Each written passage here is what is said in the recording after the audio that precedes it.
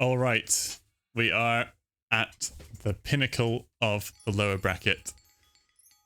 It's time. It is time for the final. Para versus Dom Husk have made it. These two players have made it all the way to the grand final of their 16-player knockout bracket in the lower bracket. Dom Husk, very much, I think it's fair to say, the people's champion. He has put himself on the line in all the series he's made his way so far throughout the round of 16, quarterfinal, and semi-final. It was 2-0 down in the round of 16, won that one 3-2. 3-2 victory over Joey Pura Vida in the quarterfinal, beating John Perkins in the semi 3-1. And now he finds himself up against Para, who is seed number 2 in the tournament overall.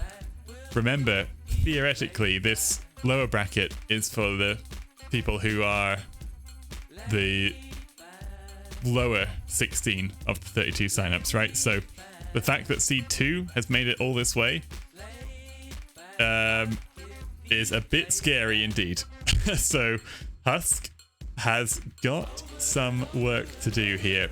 Para, his journey to the final, 3-1 over Lothar, 3-0 over Frozen, and a 3-1 victory over IGR. Means he finds his way here. So definitely has had fewer defeats in his journey to the final than Husk did.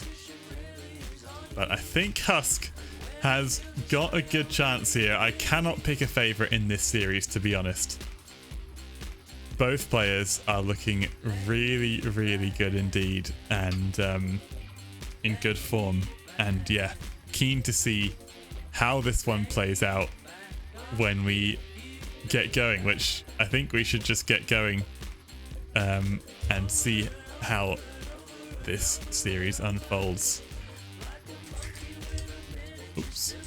So let me load the game number 1. I'll quickly talk about the draft actually just before we get going. So obviously the best of 7 draft is a bit different to the best of 5. Not only are there 2 more maps, you get a map pick before any bans. So those picks were Owino for Dom Husk and Frazil for Para. Then we had our bans, and then it's going to be Arena, Gross Rocks, Atoll, Socotra, and Neom is our game 1. What a diverse map pool we have there in this series. Looks epic. I can't wait to see how that one goes. And then Civs, there's too many to talk about individually. Have we got... So Sacred Springs was banned. Para banned Sacred Springs. He was scared of the Roman strat. So we haven't got the Romans for Dom Husk. Any interesting picks from Para? The Mongols' first pick, is that really going to be for Brazil? Or is it Neom? It could be for Neom as well. Let's see. Let's see. As we get him to game number 1 of this grand final, best of 7. Let me just change the overlay here. See what they're doing. What he's doing. I can see it. I feel it. He's scooping. Look. Cheese takes Jimmy. Thank you, man. Absolute legend. Oops. Apologies. Just sort that out. Yeah. Excellent stuff. Cheers, cheesesteaks. And what a good start to this series. Hype indeed. Let's get going into this one. Khmer versus Magyars on Neom will be our game number 1 of this final series. Best of 7. And what a start that is. A very, very aggressive set of civs we've got there. 2 cavalry civs, both of which are capable of pumping out a lot of scouts very early on. So let's see if that is what we are going to see here. I'd be surprised if it's not. Magyars, though, benefit from free forging, which typically helps their scouts, and that's how we see it used. But it does help their man-at-arms as well, and man-at-arm play could be an idea here on Neom. for Husk. But let's see if that's what we go for. Para's just going to find his sheep at the back. Husk finding his sheep as well. Yeah, definitely there's going to be some nerves here. This series was played a little while ago on recorded games. So we're casting from recorded games. Just a few days ago, so I'm sure there will be some nerves in this best of 7. But it's important to, play your best, right? Play your best Age of Empires. Husk has battled on throughout this quarter, throughout the knockout bracket, and looked like he's getting better and better and better. So, any bets on who will win? I guess I'm probably going to bet on Husk, despite Para being Seed 2. And in fact, I'll just actually add that onto the overlay. It is Seed 2 for Para versus Seed 12 for Husk. All right? Yeah. I'm rooting for Para. He slapped me in the group stages, so I want to win. Well, there you go, right? You obviously want to cheer for the person who beat you. I think that makes a lot of sense. But yeah, definitely some anticipation here. Husk taking a few early hits with on his scout. Obviously, as Magyar, so you want to keep that scout nice and healthy. Any scouts which benefit from free age-related upgrades. So Cumans is one, Magyars is one, Franks, right, Turks as well. You want to keep those nice and healthy, because if they're lower HP going into the feudal age, then that impacts the advantage they have. Both are solid players. Yeah, both are really, really solid players. And Husk has shown some good strategizing potential. Para, I think, has showed really good execution, but I haven't seen him innovate a strategy like Husk did with that Romans Sacred Strings play. So I wonder what his approach to this one will be. Neom, obviously the most Arabia-like map we have in the map pool.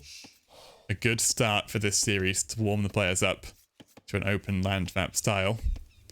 But it's not that similar to Arabia because of the importance of the res at the sides here. It's a very map control oriented map.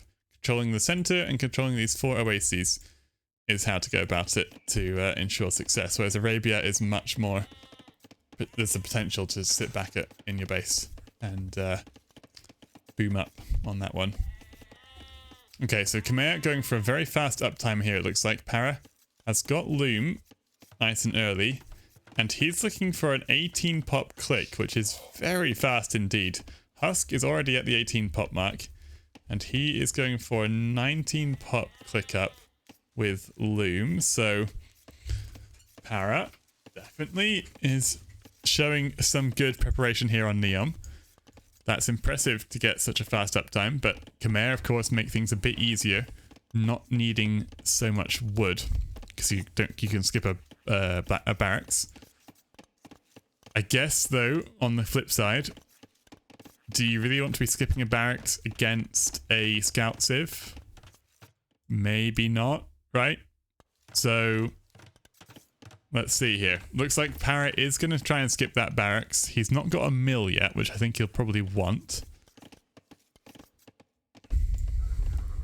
And yeah, no barracks placed just yet. We're 67% of the way up to feudal age. Barracks there for Husk. And yeah, nothing really in it here. Ooh, a Vil is weak on the berries, and these Vils aren't working because there's 4 in the same spot, so Husk just has to watch that one. Coming in now with his own scout. Here, TC is right there, Husk. Yep, has to back out of that one. But Para didn't notice either, so all good. And feudal age comes in. Definitely gonna ring some alarm bells. Feudal age scout comes in for Para, but good Vil micro there from Husk. Keeps that Vil alive. I'd like to see that guy. Okay, yeah, walls it in. He's also gone back to the TC.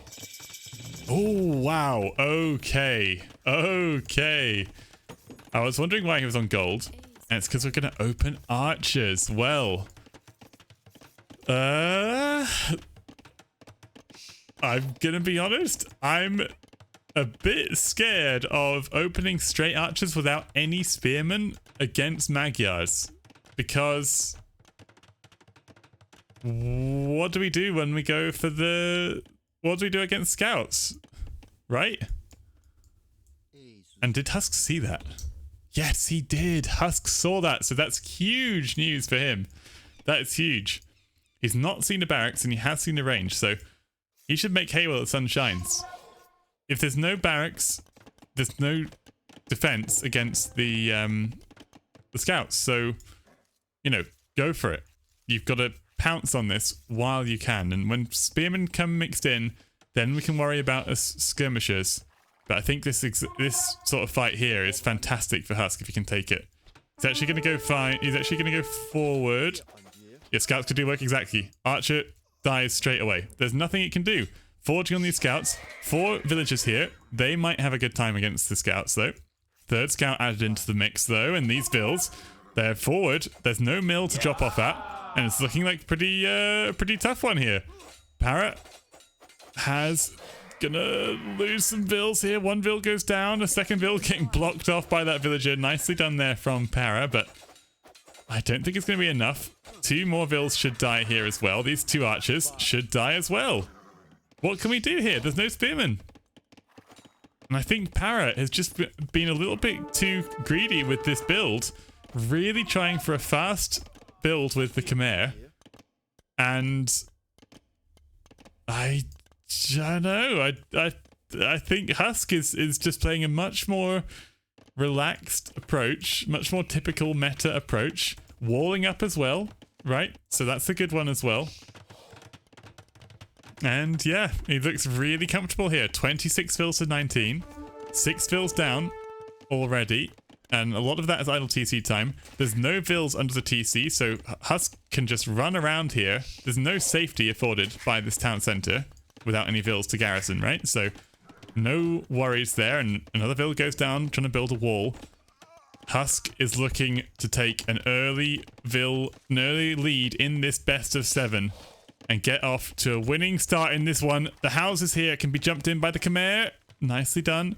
But still, 2 vills here on the wood could go down as well. Husk can kill these archers as well. There's just so much potential for damage, and Husk is investing so little into this. He's made like 4 scouts. And he's just completely running rings around Para. This has got to feel good. The perfect nerve settler for Husk. And for Para, it's a bit of an introduction to how Husk can play. A really powerful start from Husk, and yeah, I think Para will be nervous looking at this game 1, how this game 1's panned out. Okay, so 30 vills to 20.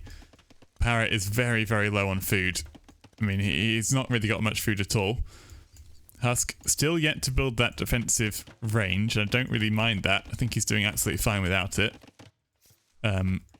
These archers are safe for now because they're sitting at home. If they try and come forward, they'll be in trouble. No farms yet, whereas Husk has got tons of farms, but still no farms. And as Khmer, that's one of the main bonuses with Khmer, right? Is their farming, the speed of farming is just ridiculous because they can have those portal guns, as people call them, to drop the food off instantly. We're not using that. We're not using that bonus. So, you know, it's just so much more difficult. Husk has double bit axe, he's got horse collar. He went up a couple pop later, right? But that just really can spiral. And look at the res collected. 1,000 res collected ahead at minute 16 is absolutely ridiculous. A 2nd range even. And here comes the 2nd range for Husk. So he can just go 1 range skirms to defend. He's got the scouts. Armor as well to make it even more damaging in these fights. And he's going to be absolutely chilling. He's going to be chilling. Did he see this? No, he didn't see those archers coming forward, but He'll see them if they go on the walls, and well, he'll see them now as they're going to pick off the vills.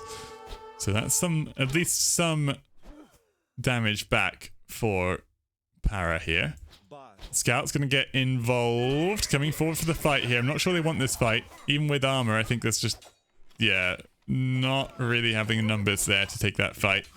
So, bit of a sloppy one there for Husk. But surely there is not much way back for him in Feudal Age here for Para. Now, where are we getting all the food from? That's my question. Is it just all the berries? It's just 9 bills on berries, and that's it. So, yeah, Para's food economy is going to fall off a cliff. Even with Chimera, it's going to fall off a cliff if he doesn't make some farms very soon indeed. Using the market.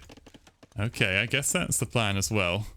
As padded archer armor comes in for these skirmishers, but once again, Husk needs to just get a mass before he comes forward, because this is a bit sloppy.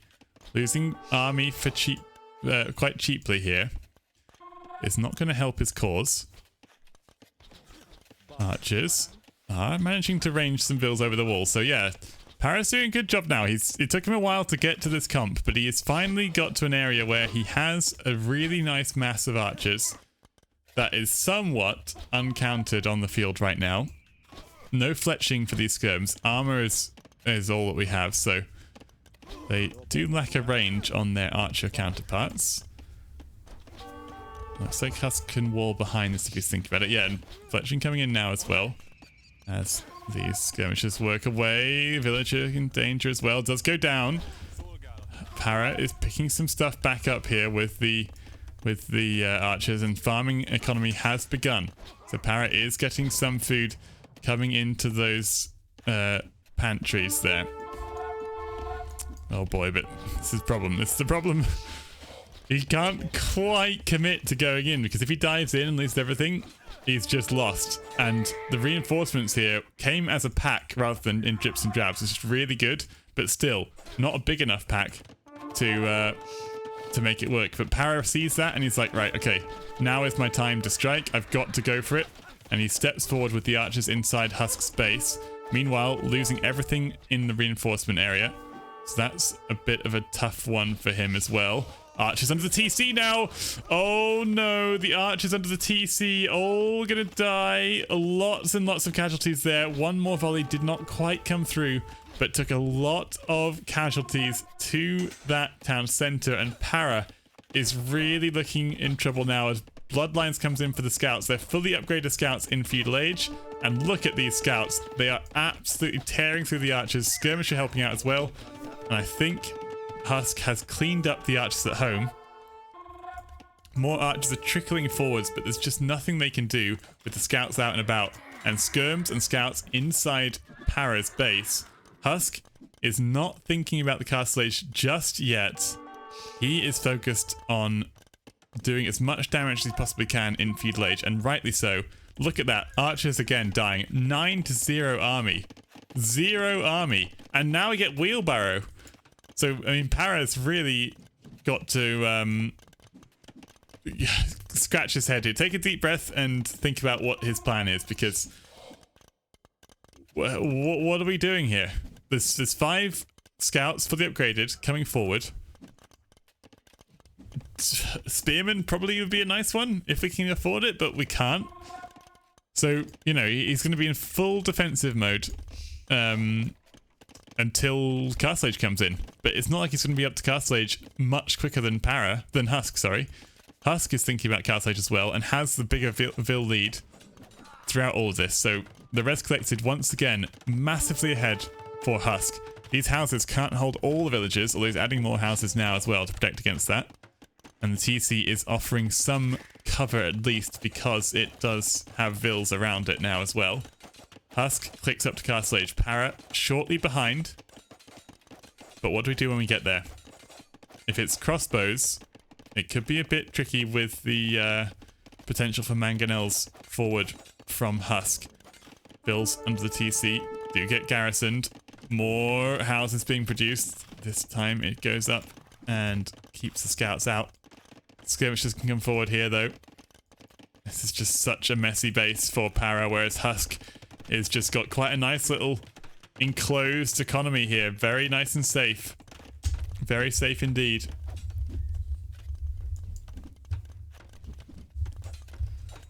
Oh, and yeah, good little house hopping from Parrot. Can jump in and jump out and evade those scouts. But, you know, all the time you're doing that, your vills aren't working. Okay, here we go. That is the play we're going to go for. Double stable, well, I presume to be knights from the Khmer. Here's the thing, though. Scale barding armor, bloodlines, coming in right now. That is a lot of food and gold we have to invest. So when we get to Castle Age, Husk is going to have a huge economy of food and gold to spam knights with. Para is not going to have that same luxury, and, you know, when you want to build vills as well, it's just all going to become a big problem, and iron casting will come in as well straight off the bat for Husk. So his knights are just going to be better. And breaks in now at the side. He's not quite noticed just yet, but can pick off these vills in the stables. TC in the center of the map is placed by Husk. He's got 3 stable knight production. Comes forward now with the scouts. They will pick off these vills, who are now trapped in by their own house at the south there. And yeah, scouts coming on the wood line. Husk is looking really good in this game. Monastery is a nice touch from Para, but there's still scouts in the field, right? There's still scouts out and about, so even monks aren't super potent when there's light cav gonna kill them. Or scouts, at least. And knights coming forward now. There is actually a hole between the house and the stable, so these scouts can get through. I'm gonna focus on these knights first, though. Monk is being produced, and you can see Husk is causing so much idle time. The work efficiency last minute is just so much lower for Para, and the food and gold is what we need to keep making these units, right? So 1 monk will come out. That's going to be all the monks for quite some time. Both sold the stone. Oh yes, they did. Well, I think it's the right call. I don't think anyone needs a second TC. Well, actually, Husk sold only 100. He has that second TC already. And the knights coming forward now, going to pick off the vills. They have not jumped in the houses. There's too much going on for that. As a conversion comes through on 1 knight, but even that, and it gets deleted. Oh my god, Husk is just noticing everything he needs to. He's playing out of his mind here in the grand final. And I think we could have a game 1 victory for Mr. Husk on the Magyars here, because I do not see a way for Para to come back in this one. He's so far behind on the resources, and GG is called with Husk taking the win here and getting his series off to a good start. Very nicely done on Neom by Dom Husk. Incredible stuff. Incredible stuff. And it's a best of 7, right? So it's a long series. Can't get too overexcited, but wins on the board will stack themselves up, and by the time you get to game 4 or 5, you know, having that extra win at game number 1 will start to feel really, really good. So that is good to see for him. He has just beaten Para's last pick, though, so Para obviously not crazy kind of motivated with the Khmer play. Interesting to see Cumin sniped. I suppose that is for Arena, but I'd be interested to see if it was a Cumin pick for Neom and Khmer was actually a backup. So I guess Bohemians is Arena. So yeah, maybe it was a Cumin Neom play they had in mind. But yeah, I'm not sure. Not sure what that one would have been. Okie doke. So we go to game number 2 now, which is Para's choice. And he's going to take us back to his home map. His number 1 pick. Brazil. Brazil for Para. Husk, I will probably put Husk back in pink and Para in the blue. Okay, so Portuguese versus Mongols on Brazil. Hello.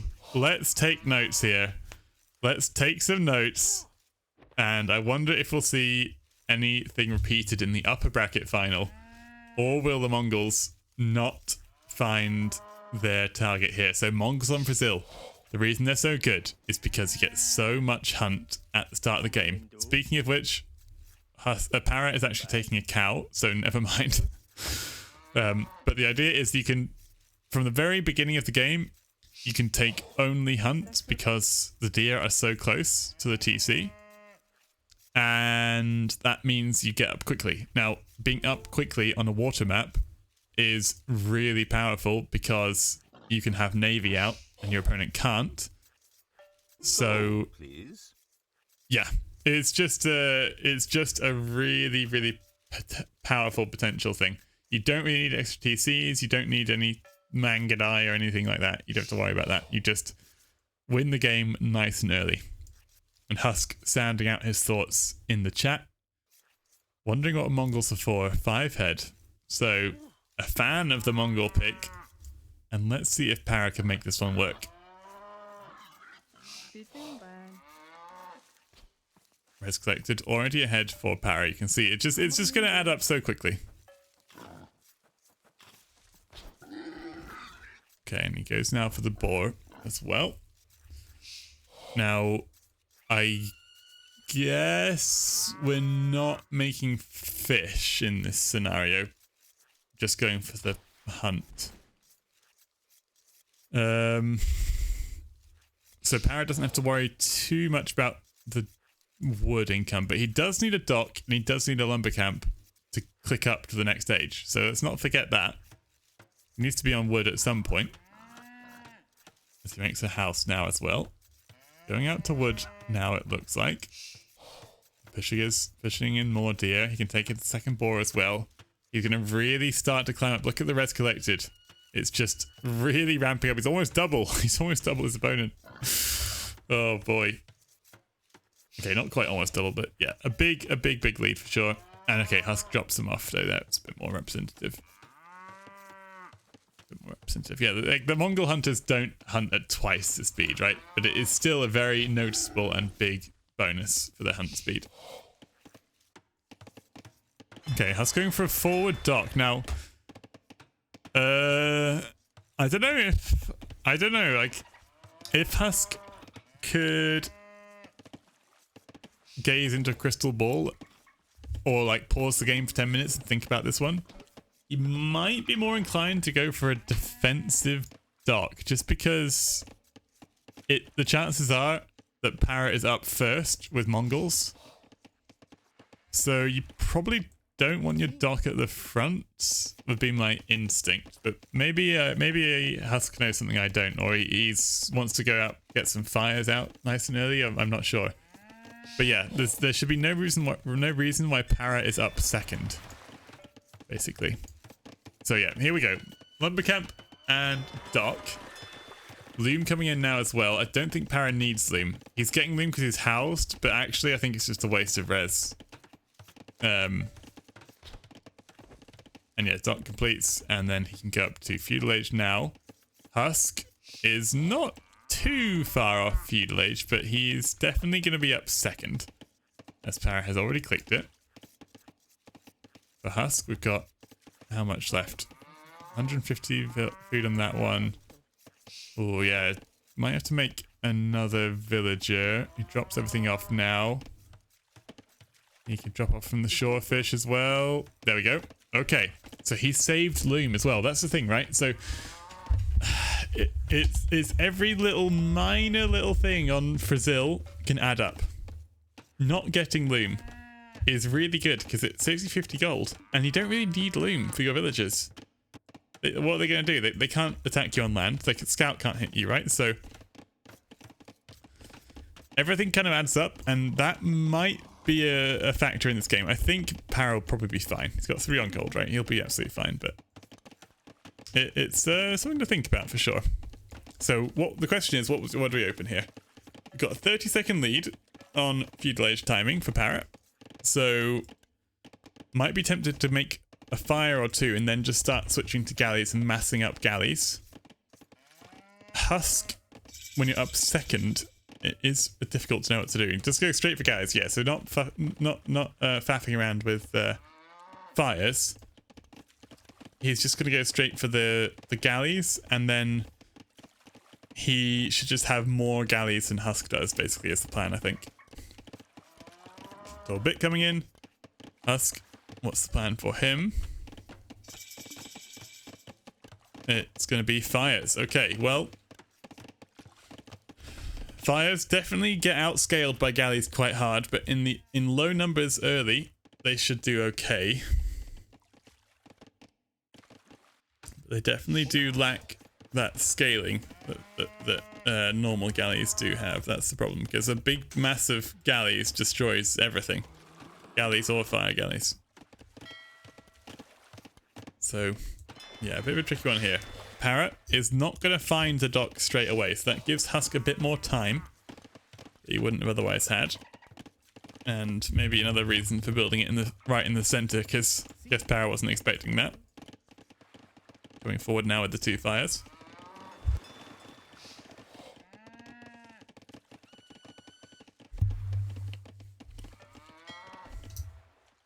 Also missing his opponent here as well is Husk. Oh, no, finds him now. Finds him now on the corner here. So 2 fish here. Could go down. Parrot squeezed in those fish, but not going to be able to use them for too long. Husk now switching to galleys as well. Okay, so 3 fires and then we're on to galleys. Interesting. Interesting. Early fires while we haven't got numbers massed up, and then onto the galleys, which is a good idea, but the thing is, doesn't it just put you behind in the galley boom? The sort of galley number race? Arms race there? Not sure. I mean, it's but these fires are doing some work. I think we killed 1 fish already, right? And killing the second one now. 4 galleys are forced to chase this, so it does definitely buy some time in that regard. Galleys popping out from Husk now as well. These 4 galleys can easily pick off the 1 fish that Husk has. And the villager as well. Remember, no loom, so gonna die even faster. Oh, or not, because it's got fancy feet. Very nicely done there from that villager to avoid any damage. And yeah, Husk is just going to be on forward on these ones. Looks like this galley will die from him though, so struggling to keep his army producing in a safe manner is Husk. But honestly, considering that he's up against the Mongols with the supposedly cracked fast uptime, it's not looking too bad for Husk, really. Like he's not really feeling much disadvantage from being up against the Mongols here. And in fact, Portuguese have extra HP on their ships, so this is the thing. He's got good options. The later the game goes, the better for Husk. So Parrot is the one who has to get stuff done here. He is definitely on the front foot, but it's not a complete whitewash by any means. Now, the micro from Parrot has been really good, and this demolition ship should never be able to get in range of the galleys without being sniped. Yeah, it's just no way. No way. That woodline's unfortunate. Yeah, it's a bit. I mean, he's got tons of other ones he can take. So we can just go for that. Galleys at home from Para do pop out now. He's starting to go into his own a little bit, Para, with the micros. Definitely helping him out helping him to win these fights. Oh, and Husk, he can't decide. He cannot decide. Galleys or fire galleys? Making a bit of a mix and match. Pick and mix option of both. I am not a massive fan. I think Para's use of the galleys only is really good. Because you know, this ball of galleys is what is just, it's not that much. There's only 5, but like they're beating fire galleys, they're beating galleys. They're forcing Husk to not be able to make any fish. It's a really good stuff from Para here, And Husk is now getting to a bit of an awkward spot where he's very far behind an army. And, you know, what do you do now? Like, it's flipped so quickly. This Brazil can just turn on a dime. It's crazy.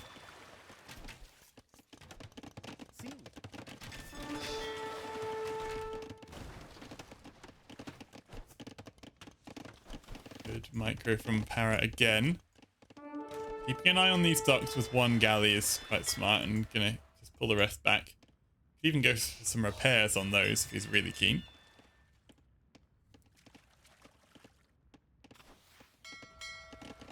I'm adding fires amongst galleys, only doable with Berbers and maybe Biz. Otherwise I get played. I agree. I think it's just too easy to counter it. Like, okay, we're making fires from 5 dogs, right? But there's 11 galleys. So you know, it's how are we getting the fires on top of the galleys? What is the strategy? How do we even do that? There's just no way, because Para, okay, he sees this. He's actually quite close there, so he got closer than he should have done, and still, you know, didn't lose any galleys. Took a little bit of HP loss, and then he's just chasing the fires away. So yeah, it's a problematic one here. Hey Vinny, Dom Husk my hero, yeah. Dom Husk, the reverse sweeper. The reverse sweeper is in the grand final here, and 1-0 up, but looking like he's going to lose game 2 if things continue as they are. Parrot taking his cows now as well. He's got 4 docks of his own compared to Husk's 5, but he's just got such superior map control. Even if we see a big ball of fires come forward, I do not think Para will be too scared. He's got so many galleys now. And Husk is thinking about the castle age as well. He has been beaten to the punch already, though. Here come the fires. But yeah, look, is that really 2 volleys? Yeah, 2 volleys is all you need. And they're gone. This is crazy. Absolutely crazy. Good work from Para to be diligent in cleaning those up. He's got his dogs just queuing out to the front though. It's a bit sloppy from him, because this is the sort of fight which fires do really well in. Like, super outnumbered, and they kill the units so quickly that there's just no time to run away.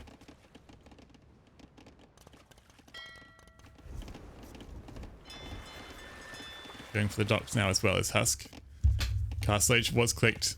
Here come the guys back to defend. 5 fires there are running away, actually making a demolition raft as well. Mongol water tech tree is pretty good, so no worries there, but they don't have a bonus for their ships like Portuguese do. And it's 5 versus 4 docks still. Game is slightly evened up. It's just that what I'm not a huge fan of is the fires. Although, hang on a sec. Oh my god. Para.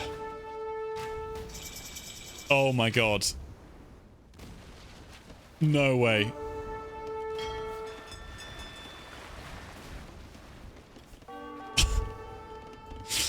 I can't believe what I just saw. Oh my god. Okay. Well, I said Brazil could turn on a dime. That was extremely costly at the beginning of Castle Age there. War galleys clicked now. War galleys coming in for Husk as well. It'll be fire ships against war galleys. And with such a nice start to the age for Husk, has he actually managed to tip the balance back in his favor? Let's see. Comes in for the kill on that galley now as well. Fire ships are in. They are being chased down by the Bodkin Arrow galleys, and war galleys are in now as well. Husk comes back in for the fight. These war galleys do quite nicely, but Para's moving away. Not hit and run. Yeah, there we go. Starting to hit and run now as well, so that will sort him out in that regard. Husk looking for the flank though. 15 ships, but they're quite low HP, many of them. Oh boy, this could be the fight here. Husk coming forward. There's no way he can take this one. There's just so many ships though. There's so many ships, and ballistics seems to come in as well, but there we go. Ballistics on the way for Para. Yeah, he's looking good. He is looking good, Para. There was a dicey moment there, but I think he's all right. Husk is massing up the fires at the back. Remember, guys, what do Portuguese not get? They do not get fast fire ships. So this is another reason why with Portuguese we don't want to be going for the fires. Even whether or not you want to go fires on Brazil or not is regardless. The exit strategy for this is not looking too good. And yeah, Para losing lots of HP on the ships though. Husk is being rewarded for the fires, at least in Castle Age. Taking Garrison there as well. The main fight here though. And, well, oh boy. Quite a lot of HP being lost by Para. Villeneuve is scarily close, but Para has got a lot more food in the bank than Husk. It's crazy, actually. He's actually ahead in Reds Collected as Husk, but look at that. Like, Para's thinking about Imp. Husk is not. And, well, hang on a sec. Okay, Husk is cleaning up again. What is going on in this game? It's an absolutely magnificent game on Brazil. UPG Axe ×3. Not sure what that means, I'm afraid.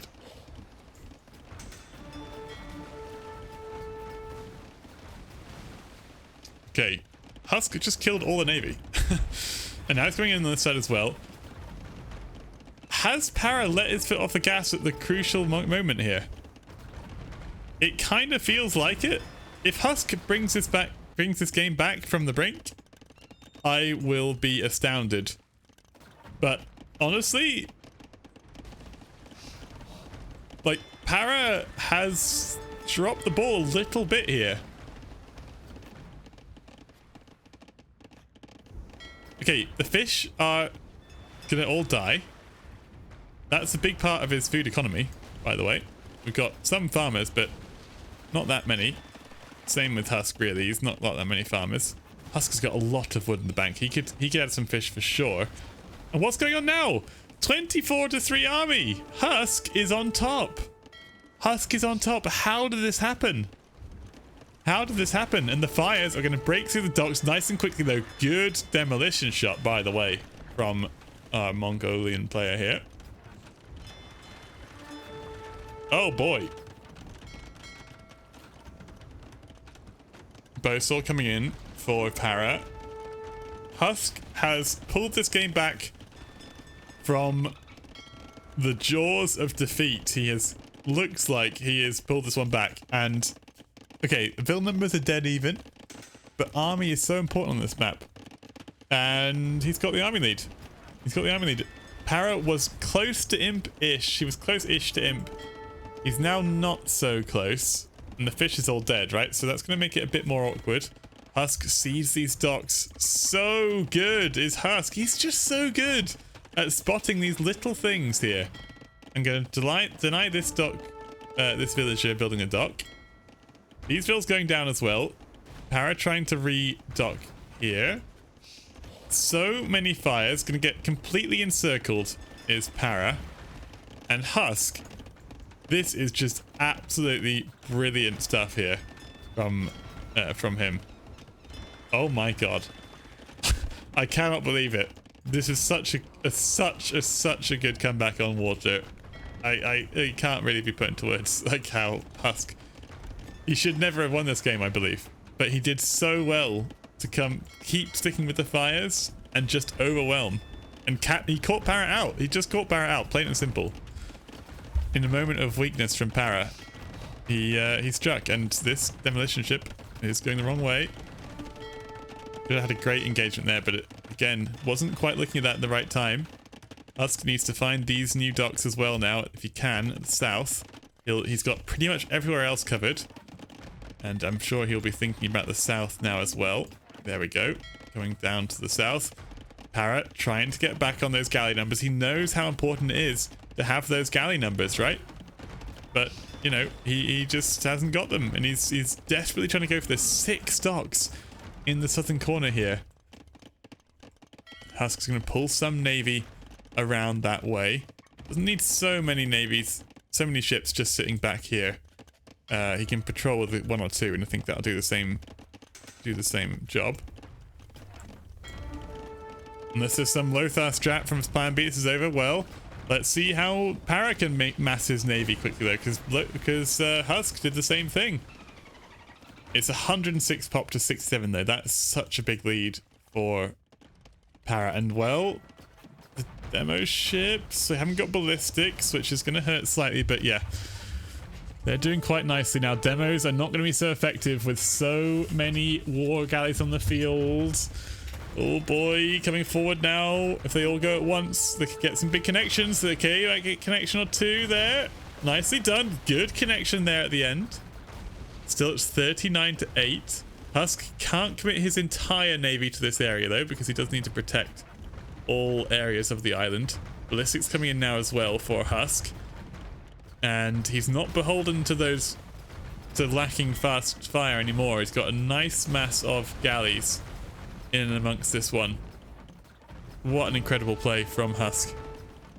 He's idled so much wood. Look at that. He's idled all of these vills. Oh my god. Oh boy. He's just patrolling around the side as well. Para has done a good job to get so many ships out. 9 ships quite quickly. And he's actually got a bigger navy here than Husk does at this point. Is there really one more twist in the tail for this Brazil game?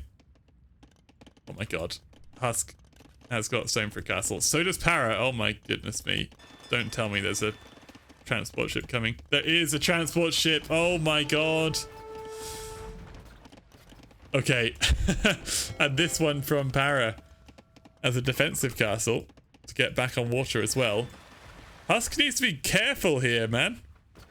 Because if he lets Para back into this one, he'll be in trouble. Oh boy. Oh, really boy. Okay, good naval fight there for Husk on the water. And yeah, just to get out of this, just get out of the castle range, right? Nothing to worry about there. These ships can also just patrol up and down. Both to the Imp-Res for Husk. He just needs to get a second building, but then he'll be able to go up to Imp. He needs to fight with all his army at once as well, but he's doing a great job, Husk, of trying to minimize these numbers. But yeah, a little bit sloppy in the first place to let the 6 docks go up unnoticed. But nothing really that bad, of course, but yeah. It's given Para a way back into this game. This, though, is a fantastic fight for Husk. Slightly ahead in army, but that's all you need to be to take a huge, huge fight. No demos topping out anytime soon either, and Husk is not afraid of them. Even if they were, he's just going to take this fight. No repairs can come through, of course, and I think that losing all the army again, that could be the final hurrah of Para. A castle drop is underway as well, and there's no way that Para's noticed that with all that's going on in the south. He's seen it now. He's seen it now.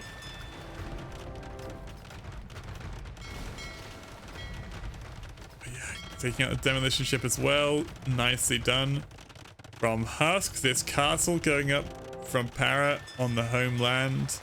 Manganai out from Para, but he is not up to Imp. His opponent is, and Para's got 93 food in the bank, 4 on food, so there's just no way. Husk just gonna say, all right, I'm out of here now, and he can go pick up the relics. He can go back to home, do whatever he wants with these vills on Para's island. Some vills that don't die kept on this island would be quite good, just to repair trebuchets, right? But yeah, from this castle range, he can range both from this castle. He can trip down both castles that Husk can trip down both castles that Para has. Way before Para gets to Imperial Age. We might just see the GG called when Husk reaches Imp. But we'll never know. Okay, yeah, it doesn't go for that one. GG, okay, it doesn't go for it. GG called. GG called. And Husk takes game number 2. Para's home map, and honestly, it was looking so good for the Mongols there. But Husk is just looking like a bit of a beast. 2-0 up now. He's got to win 2 games of the remaining 5. And he will be crowned champion of Training Grounds 3 lower bracket. Para has to collect himself. 4 out of the remaining 5 games have to be his.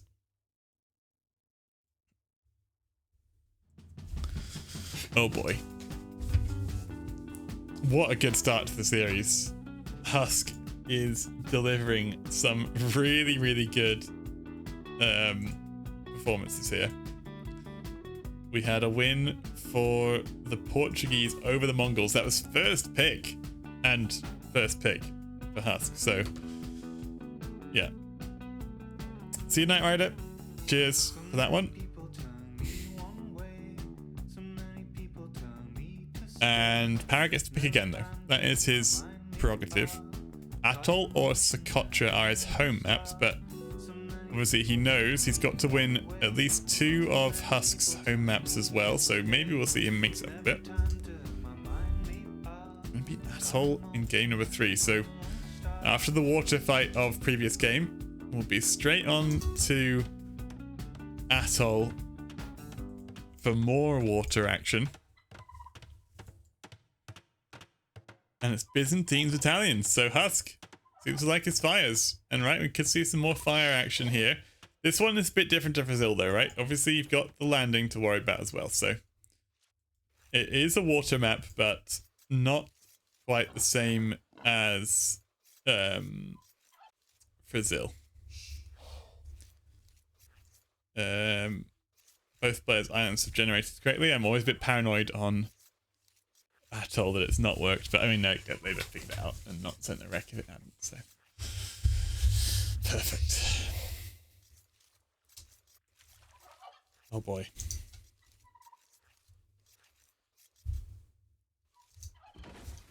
So yeah, is Husk gonna be able to do it? I'm just gonna, by the way guys,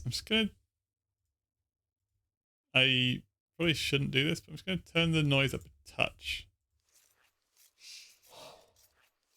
See if that, I feel like the audio on capture rate is a bit low, at least from in my ears it's a bit low, so let me know if that is very distracting or you don't like it.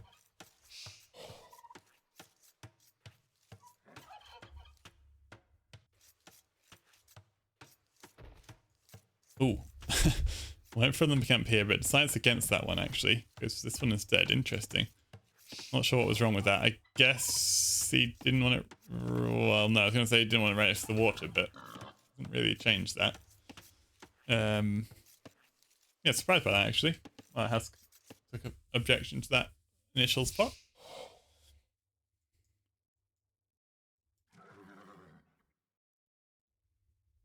Going forward now with his scout. You can push deer on Atoll, but it's a long old push. Is he really going to go for it? No, he's not. He's just going to scout. And yeah, so Italians, they get benefit from the cheaper age ups, right? So that's a good one from Italians.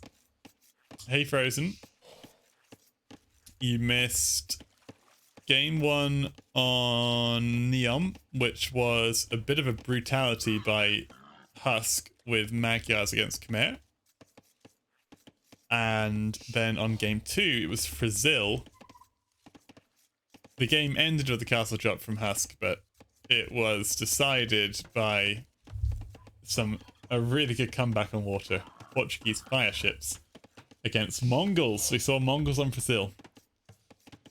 But they did not triumph over the Portuguese. Okay, Loom coming in now for Para as well. at 15 pop. I think it's just because he's housed rather than any grand plan for that one. And same for Husk. Was that because he's housed as well? Maybe it was. Yeah, definitely one to rewatch for sure. Oh boy. Oh boy. Gonna lose the sheep here. Lose the sheep. Parrot. He's got to get his way back into the series. Losing the first couple games in a best of 7 is obviously not a great start, but it's recoverable.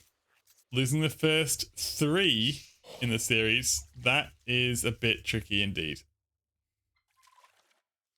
Congrats to the Swiss hockey team. That's pretty cool.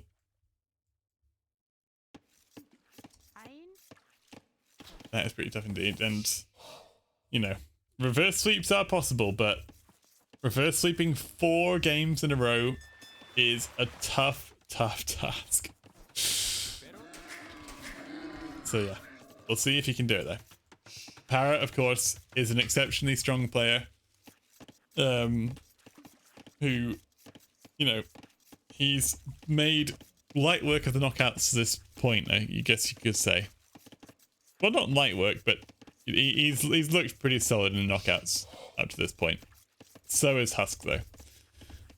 Husk had some trials and tribulations on the way here, with going 2-0 down in his first round of 16. He could have been out. He could have been out straight away. But he prevailed in that one, and ever since then, he's just been improving and improving and improving. And maybe it was that early setback against Vinny in the round of 16 that made him stronger for where he is today. Looks like he's doing a really good job against our seed 2 here, Para, in the lower bracket final. Feudal Age at exactly the same time for both players. 15 seconds out of CC time, 21 fills, and fishing chips. But Para has more fish out than Husk.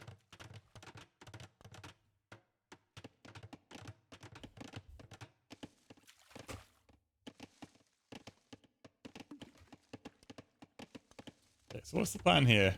I think Husk can go for forward fire ships. I mean, I say I think. I am very confident he's going to go for forward fire ships from this dock. The dock is right next to his opponent's dock. He's probably not scouted that. Yeah, but that's very handy for him. But the Italians, I suppose, are opening galleys again, but judging by how the last game went, Husk is able to make fires work against galleys by exploiting weaknesses in micro. Although Para's micro has been really good. It's just like, if you look away for 1 second, you lose everything. And that's even more true for Byzantines. Feudal comes in for both, and here come the fires. So, making fires from the back as well. He can make a third dock forward if he's really keen. He can make 2 forward docks and have one at the back for fish. 5 fish out now as well. Really good fish income for Para. That's reflected in the res collected. There's the head for Para. As Husk walls in the crossing.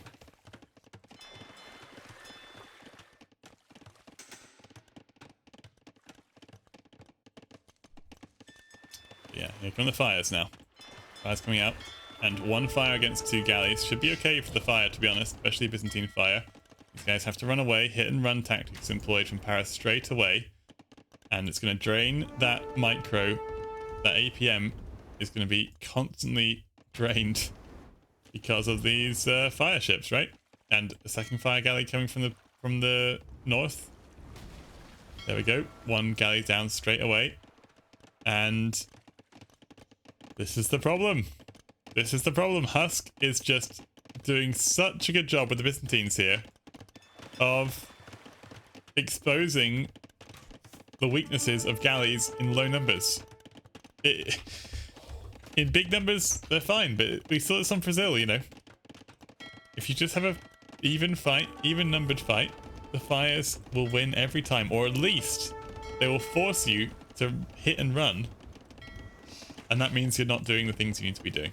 So yeah, really, really good stuff from Husk. He's going to lose this first fire ship of his, but he did take out one galley. He did not quite take out this galley here. Takes out some fish though as well. That's 2 out of the 5 fish down for Para. As Husk is just keeping an eye on this attempted raid, I suppose, from the 2 galleys here, but I don't think they're going to get any fishing ship kills.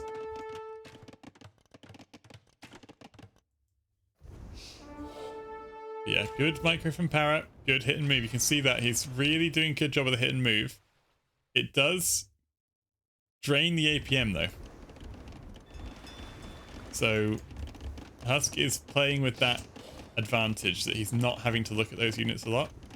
You can just click them on. If they die, they die. But if they get the kill, unless Para micros, they're going to get the kill. There we go. Like as soon as they stop to fight, they're going to go down. That's the thing. You have to always be watching that. Yeah, really amazing from Husk. And now he's onto the dock. So Para's redocking. Got a dock at the north and dock at the south as well. Some demos are on the way there. Obviously the antidote to fire ships is those demolition rafts. And that is what I think we missed on Brazil from Para earlier on, was just making some demos. Because if you're going full fire ship, that's so easily countered by demolition ships. And a couple of galleys to clean up the scraps.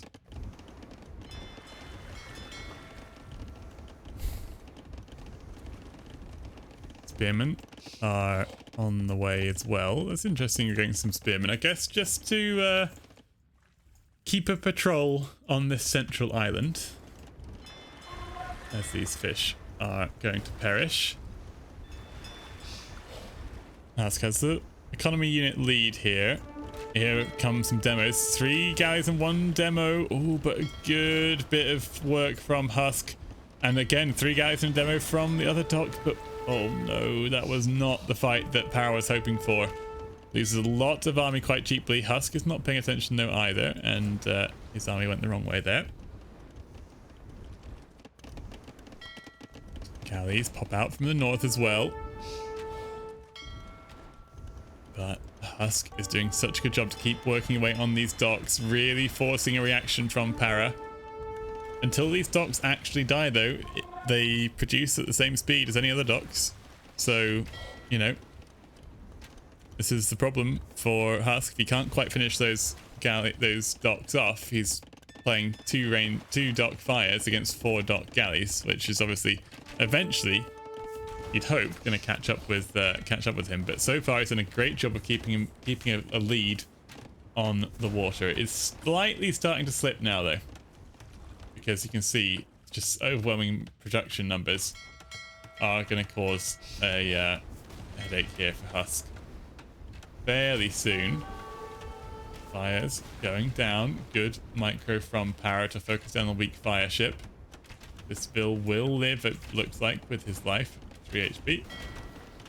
And yeah, nicely done from Para. He's back up on control and in control, looks like, on the Navy. Eventually. It took him 19 minutes though, but he is back in control on water. Castlage comes in though. Castlage from Husk. Oh boy. And that's the problem. It took him so long that Husk now is cruising. So this Ville, I think, has some good options to do some fancy plays here. Yeah, gonna make a dock at the side. I love that. I love that dock. And I think Husk needs to be mindful of the power of those Byzantine fire ships, right? That's the main aim. When we get to Castlage. So he needs to keep a mass of the fire galleys alive somewhere, and they can upgrade them when he reaches Castlage. Galleys taking some good engagements against the ships and picking off these vills on the woodline as well, perhaps. Stone Gate as well is made, but that vill should not live. Indeed, gets picked off. And I love these outposts as well. Husk is doing a great job whose game was it where we saw? I think it was Husk, right? Or was it Para versus IGR? No, I think it was Husk versus John Perkins. So we saw on Atoll the landing, and it really, you know, messed up the game for. I think it was Husk, who had the middle control, but because there was the landing, it really slowed the game down. I think John Perkins ended up winning that one. So yeah, you have to be aware of that, and I think you can see what I love about this tournament is you can see the players learning one series to the next. And here come the outposts, right? So Husk is going to not fall for that same trick twice. We've got the War Galley upgrade coming in. So here we go. Fire ships now for the Byzantines. And here we go. We got some more fires out now. And lots of galleys there. But these fires, if they get going, get their flames pouring out, they will do serious damage to the galleys. But there's enough galleys in this ball that I think Husk has to be a bit patient here and not take any bad engagements if he can possibly help it. Yeah, three fire ships is not enough for 18 or 11, 13 galleys in this group. Yeah. Stone walls though are up, walling in Para on his own island. And with the outpost, it means that landing is not as much of an option as it might have been for John Perkins in that other game. So, but once again, Husk with the fire ships. Just every now and then, a little slip up from Para is being exploited ruthlessly by Husk here. And we're still not Castle Age, right? So can't even click the War Galley upgrade. Can't click Block and Arrow. Oh boy, it's just so tough. And here we go. This is perfect from Husk. Gonna secure the middle with a TC. Evening this. Castle Age comes in now. And there's 4 more guys on the way, but 0 on food. What is the plan here on food? Para buys it. Or wait, did he buy the food? I think he did. But he's losing all his navy. He's losing all his navy. 15 fires! 13 fires to 15 galleys, sorry.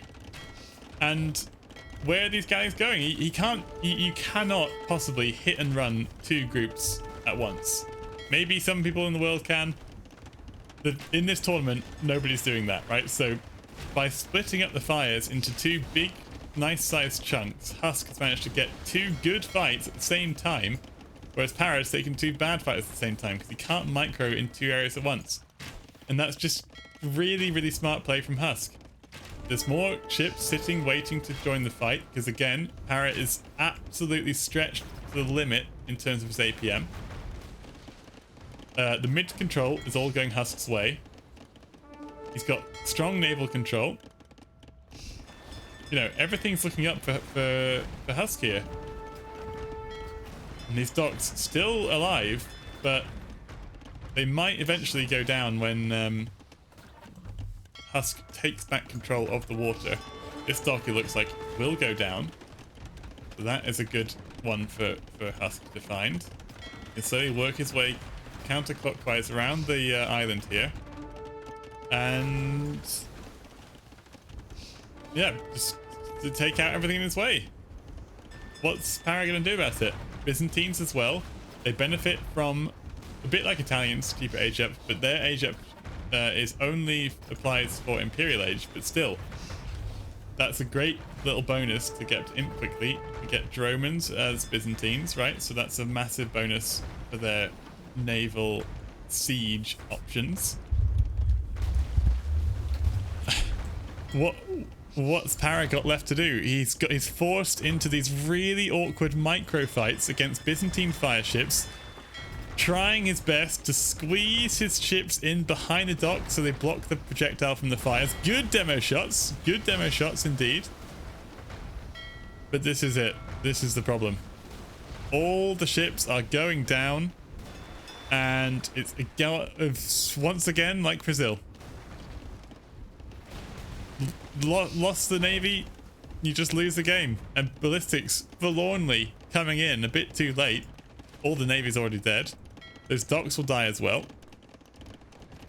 And Husk's got a massive Vil lead. He's got 3 TCs. He's stonewalling his own island. He's got the outposts up as well, so there's definitely going to be no chance for a landing. Let's look at his vision. By the way, Byzantines as well, right? Look at those outposts. Hallelujah. You can see almost, like, the edge of the map is here, right? So you can see almost the edge of the map with this outpost here. It's ridiculous. So good. So good. And Para now is forced into the same thing that happened on Brazil. He's forced to redock, and Husk, exactly the same as Brazil, is going to scout it. I just love Husk's style here. Really, really good at... Oh, I say that. Okay, curse the commentator. He stopped. Hopefully he continues around with these guys around to the north and finds that, because he needs to spot this. He needs to spot this. He can't let Para get back onto the water cheaply. And actually, these docks block the way. So that is interesting for Husk. Makes it a bit more awkward to deny those docks when you can't path around them. Wheelbarrow in now as well for Husk.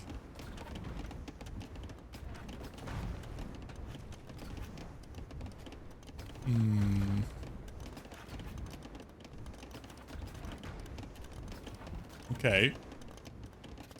Definite pause here while Husk finds these docks. Here we go. He finds the docks now. So yeah, going around with more. Para is really trying to reinvest on Navy. I guess the thing that's holding him back now is the fact that he's got no gold. He's got no gold. Right, that's 1 gold here, and that's it on Atoll. You only get the 1 pile. So Husk obviously knows that, right? So he just has to sit here, and Para won't be able to make more Navy because he hasn't got the gold access. Castle was thought about by Husk, and he actually thinks less of it, and I like this castle a lot more. A lot more. He sees... Does he? No, he can't quite see that Para is on stone, but he doesn't really need to. So we come around the side here, make a castle here. I honestly wouldn't mind it even more forward so it hits a TC as well, but this will definitely do. He knows that Para only has 1 gold on his island, and this is it.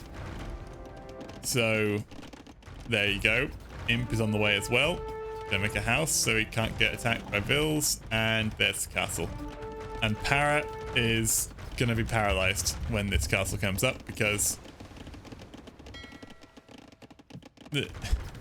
he can mine stone for his own castle, yes, but it's not going to deny this one, and it's not going to be, he's not going to be able to imp like Husk is. So, you know, it's just all gonna crumble apart here. And yeah, there we go, the castle, defensive castle. It's a good theory, but look at the res bank. Look at that res bank, and the res collected isn't even that far ahead. I mean, okay, 2k is a lot ahead, but it's not 10k ahead. And it just kind of goes to show, like, these very expensive naval units having a good KD on the Navy just adds up a lot. And also, a lot of Para's res has had to be bought and sold. That doesn't help as well. Husk gonna move around the side here. There's Vils. I mean, he's got the perfect position for this castle to tread back from. It keeps his ships safe as well. Like, if there is a big swing round of ships coming round like this, it's a castle here, so his navy can hide. It makes it all sort of ties together. It's really good play from Husk.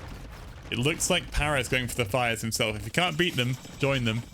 And he's going to try out his own fires, but in a fire ship battle against Byzantines is not where you want to be, especially when Imperial Age comes in. And he calls the GG, and guys, I'm nervous for Mr. Para here, because Husk looks like he's on the warpath. 3-0 so far. Can he make the final a clean sweep? That would be absolutely incredible if he can. every map from this point on is match point. Let's have a look at the APM actually. You can see, oh yeah, like look at all this. This is so interesting to me, right? All of this time, we actually, can we jump to the time? Yeah, what's going on in game at this time?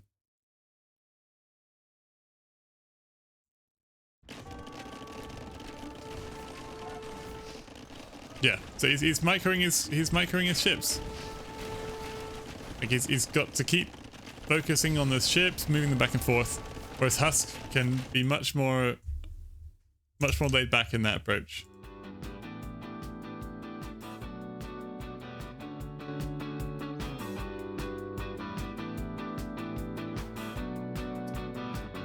If you want me to make capture age quieter, by the way, just say. After the last game. Okay. But yeah, match point now. Every single game will be match point. Husk still has all 3 of his home maps left. Para gets to choose. He can go for Socotra, his final home map, or will we see Owino Arena or Growth Rocks? That was a loss for Italians and a win for the Byzantines. So, oh boy. Oh boy, let's see. Let's see who we have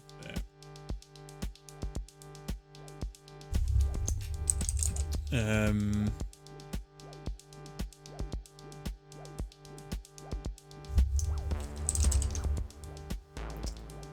Socotra Chaos or mix it up with Arena. I think that is a good call, sure. Like you've got to win all the rest of the games, right? So whatever you think is going to be the most fun to play to begin with, and yeah, it's gonna be the Socotra play. Now, I guess the slight problem here for Para is that Husk has gone for Goths here. So it's not like he's a bad civ. Taking his Rhino nice and early as well. Para's going to lame these ostriches. Now, Mayans are great because they get an extra Vil for free. So they can do all this laming and it has much less of an impact on their economies. Husk's going to come forward now for his own laming. The ostrich are there as well. Oh, the Rhino's not been taken yet. The Rhino has not been taken. Para has not scouted it even because he sent his eagle forward straight away. Oh my god. Husk could find this one first and that would be huge. The Goths get easier time of killing the hunt with their villagers as a civ bonus. So, oh boy, if he finds this Rhino, there it is. Oh, he's not going forward though. He's not going forward. I think it's a bit of a mistake to kill the game off there. Oh, he sees a Weakville. Yes, he sees it. He sees it. And the Eagle's going to try and join in the fight. Okay, doesn't want to lose a lot of HP on his scout quite cheaply. So he's going to just avoid taking that fight if he can. Got lots of food gathered on that villager. Coming out now for the ostrich. Milling that one, in fact. Okay. And still going on sheep. Once again, hasn't found that elephant. Surely he'll see it fairly soon. He knows it's somewhere. There we go. Does see it. He'll be relieved that it's not been lamed. But here come the walls on the berries. So good from these guys. Like, Socotra meta has evolved a lot throughout the tournament. And I think people now are learning that they can do a lot of damage with this laming. It's really powerful. Husk is not taking his ostrich though. So there's actually quite some food rotting away on this ostrich. That I think Husk probably does want. The hunt lasts longer for Goths, but I assume what that means is that when you kill it, it decays this? No. How does that work? Oh yeah, you just gather less than you take. That makes sense, I think. So it's still, it doesn't matter. Basically what I'm saying is it doesn't matter that the Mayans killed it. Or does it? I'm not sure. Mill now for Husk. And he didn't quite wall in the berries, so it's a good job from Para to get that mill up and running without the before the berries were fully blocked off.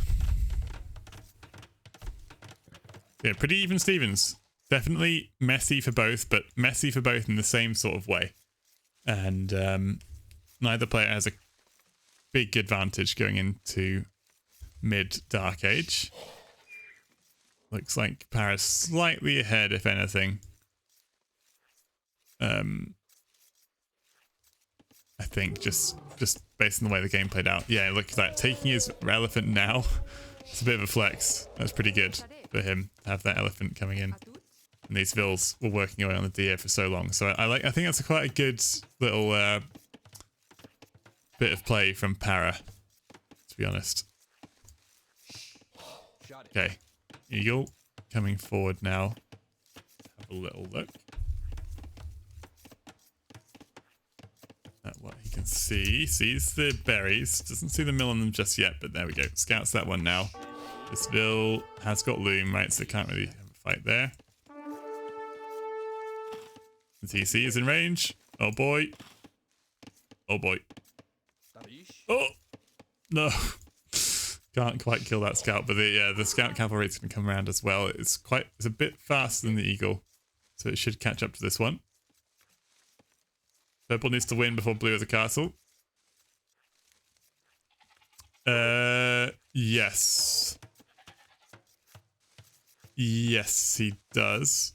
Although if Goths get their own castle, then that'll be a good result for them, right? Or the opposite. Right, yeah, I was going to say. I agree. But I think Plumes would be good as well, though. Both players are going to want a castle in this game.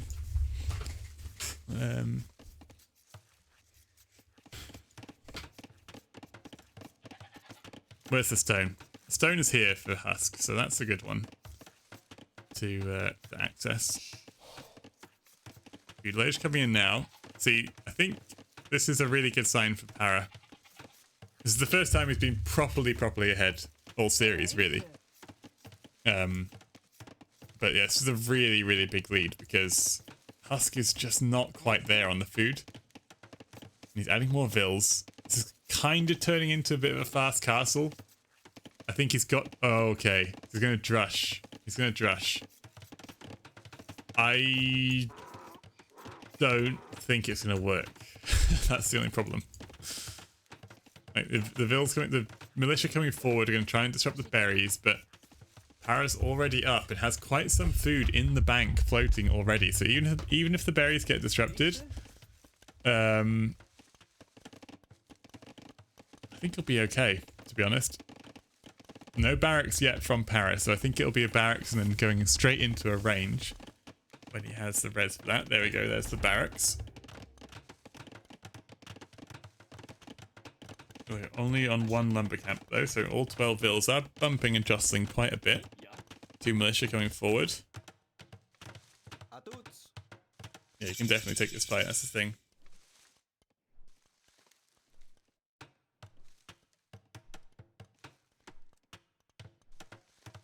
That's the problem. Big walls though, hang on a sec. Husk is going for some massive walls, which will really put off archers actually. Hang on a sec. Husk is going to buy himself enough time to go for some skirms here. Okay, and disrupting the berries is good. Has Husk... Okay. The thing I don't like is that there's no gold access safely from without being ranged. But what I do like is that we can just go skirms behind this. And that should be really good. And it looks like Husk is going to wait for Horsecolor. Okay, no, I was going to say, like, are we really going to wait for Horsecolor? No, he's going to see some farms now. He needs to see those farms. But yeah, he's just going to make some skirms. He's got 3 militia out. And the fully walled nature of his base means that, yeah, like, it's going to be tough for these archers to break in. Losing the scout is not too pretty. I think he miscalculated. I don't know. I honestly don't. I don't hate these walls. Like, how's Para gonna break in? How is Para gonna break into these walls? Like, it's gonna take him a little while, and by the time he, oh, okay, I understand what you're saying about the gold, but he does have safe gold if he has skirms out here, and he has his mining camp here. But yes, I agree. I'd rather he walled to the mill. That would have been a bit nicer. And then it just makes it way easier to defend that build. Yeah. Going for double layers here. It doesn't have to be so urgent about this, right? You can just... Oh, it's a tower even. Oh, wow. Oh, boy. It's a tower. Okay, so that will mean the gold is very safe and sound. Para with a tiny, tiny vill lead of just one villager. But they all add up. Attacks coming in for Husk. Para already has that upgrade. And the farms are ahead for Husk. Para's still working through his berries. Husk has chomped through all of those already.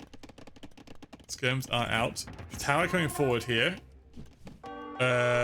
This is an interesting situation. Do we really... Ooh, do we want to try and rush this down with Vills if we're Husk? It's tempting. It's tempting. Towers don't build very quickly at all. And there are skirms there, but yeah, it doesn't have fletching, doesn't have armor yet. Armor is coming in, so yeah, can't quite take that. It's a really good tower from Para because it's perfectly positioned and just 2 vills sent to go for it. But yeah, tower is the stone. That is the stone. Here's a safe stone for Husk as well, though. The market. Oh my god. Guys, this could be the final game of Training Grounds 3 for these 2 players. If Husk wins this one, he will be the crowned champion. Para is going to try his best to stave off defeat and maybe turn the series into a win for him. Here come the Eagles, pouring through the gate. Well, not the gate, the hole they've made. The tower is up and gives these archers some safety. It's working away on these skirmishes as well. Eagles are going to be really good against the skirms. Archers are going to come forward as well, and suddenly the TC gets involved though. The Eagles going down. Skirmishers can now get involved in the archers. They have to run back to safety. Oh boy, taking quite some good hits there are the archers, and yeah, skirms. Nice job from them. Still haven't got fletching in for those skirms, but armor alone means they are quite useful. Why are these still coming back to the TC? Oh, okay. I thought they were just doing their normal drop-off routine, but no, they are doing something else. Para's ahead? Yes, Para is definitely ahead. Look at this. He is thinking about the castle age. And yeah, we do now decide to bash this down with villagers. Okay. Now also needs to make sure we kill these vills as well. Archers pop out from inside the tower. Skirmishers on top of the hill can work away on the archers, or they're getting stuck on the villagers. Oh boy. Still no fletching as well, makes it a bit more awkward for these skirmishers to take a good fight, but the tower does get denied. But Castle Age is in. Castle Age comes in. And surely there's no way for Husk to come back in this one. He's proved to be an absolute zombie coming back from the dead in Brazil, but there is no way he can come back from this. Surely to goodness. Barracks added as well, so we're going to transition slightly into Eagles with a fletching coming in for Husk now as well. Perfectly timed to go for the Eagle switch for Barrett. Nicely done. Eagles, a siege workshop. What is Husk going to have to say about that? Could go man at arms actually. Be quite funny if we saw man at arm play. But surely that's not going to work.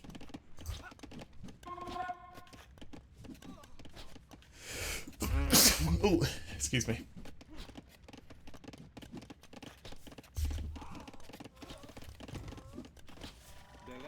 Skirmishers once again on top of the hill as Horse Collar comes in. Para needs more vills on gold, I think. 700 wood in the bank, by the way. Yeah, just needs to redistribute his economy a little bit. He's miles ahead, but just needs to make sure he's not misassigning his economy here, because it could get a bit ugly, right? Especially if Husk makes a castle.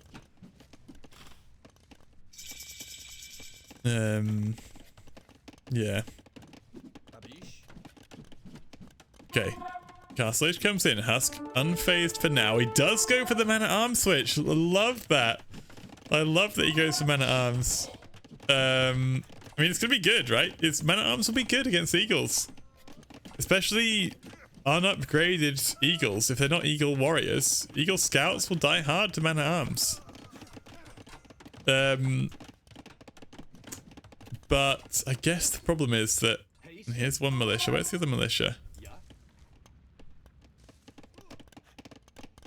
Where is it? Oh, it's here. She's got these sneaky little militia. The problem is that if Paris sees Men-at-Arms, yeah, he just has Expo. He just has Expo, and also Mangonels will kill those. A Siege Workshop is definitely needed from Para just to end the game here and now, but yeah, Husk isn't quite dead quite yet.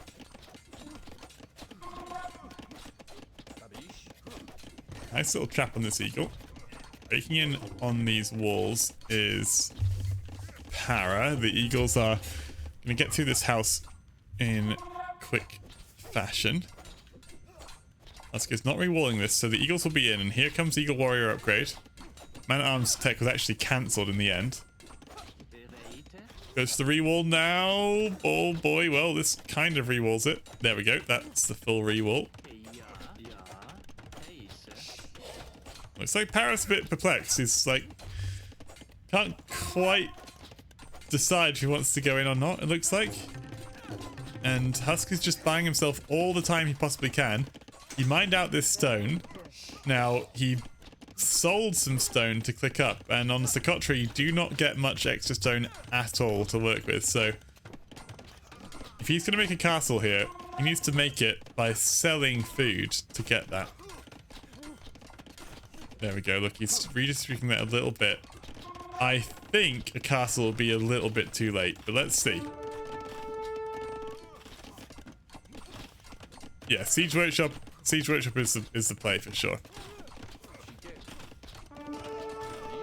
Eagles in on the berries. Oh, on the berries, on the farmers there by the old berries. Looks like they're all gonna go down. Trying to wall in the wood line with some small walls is a good idea, but this one's very weak. The eagles can easily punch through those weak houses. It does get tapped behind this. Again, eagles breaking through at the top on this house as well. So many eagles flooding the base. I think Husk is probably without a hope in this one. The castle is gonna be made here. Is it gonna go up though? I'm not convinced. Well, it might eventually go up, but it's gonna take a long time, and in the time it's going up, we're gonna lose all the vills on gold here. Eagles are in there, and could lose these castle vills as well. Like, maybe not. Maybe not. And this castle does give some good protection for his base. He's very far behind on villages, though. Get the castle up. Oh my god. Is there really a way back here for Husk? The village difference is really big. I think so, too. Also, I think, yeah, rather than hitting CC, let's just get in on the wood line. Let's just break in here. How do Huskars do? I don't think they do well. I could be wrong, but I think they do not do well against eagles. Well, okay, hang on a sec. So I think basically every infantry unit gets a bonus against eagles. Like, pretty much everything. Huskars beat eagles? Okay. Okay. And yeah, Huskars what food? Okay, well, yeah, because you can afford 3 Huskars. They're not going to do well against this army of eagles.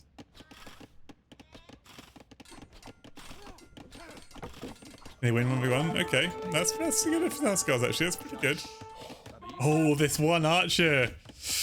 Oh, Para, that's such a sneaky little archer. Looks like it does go down though. Yeah, Huskarls doing a good job there actually.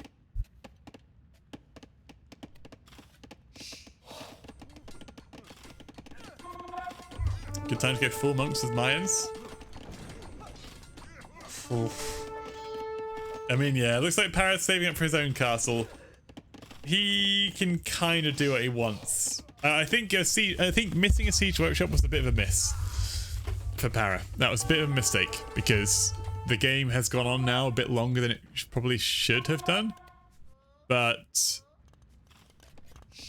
despite that, he's in such a good position. Like, he's got double the vills. He's got double the vills. Like, it should be no way that Husk can hold on here. The food numbers, like you were saying, are really, really dicey for Husk behind this.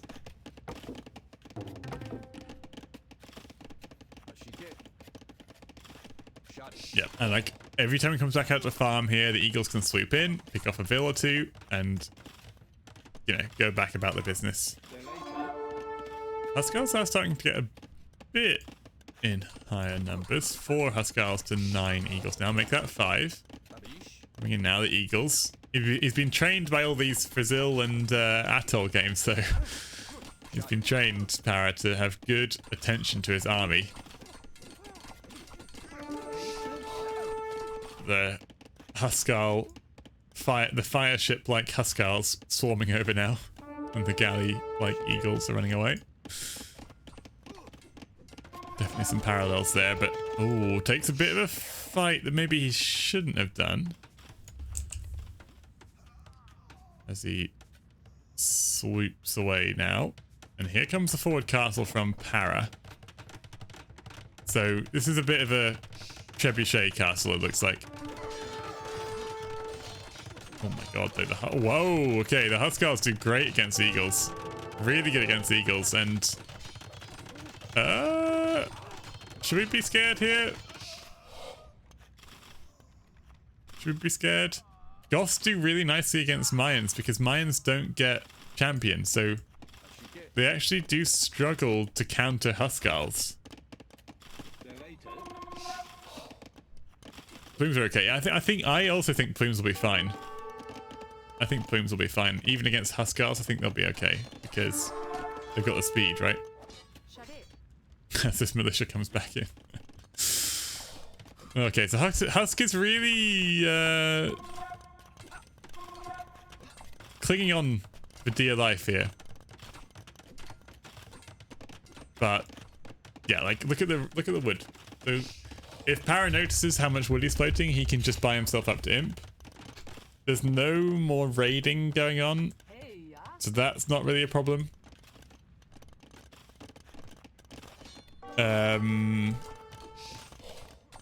Yeah, I just don't really see the way out here. I don't really see the way out.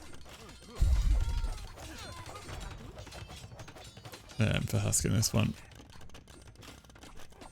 Para has been a little bit sloppy though, like the floating a lot of wood. Okay, there we go. He sold a lot of wood there. Buying his way up to the castle age. Floating a lot of wood is not great because you can turn that into food with farms. Or you can just simply not have the vills on wood in the first place and have them on gold. And the same thing for Husk. Like, he's floating a lot of wood now. He really needs to get back in the game, right? So he needs that more TCs maybe, or he needs farming economy. Something he needs something which isn't floating wood. But there's so much going on, obviously. That's why it's happening. Just saying.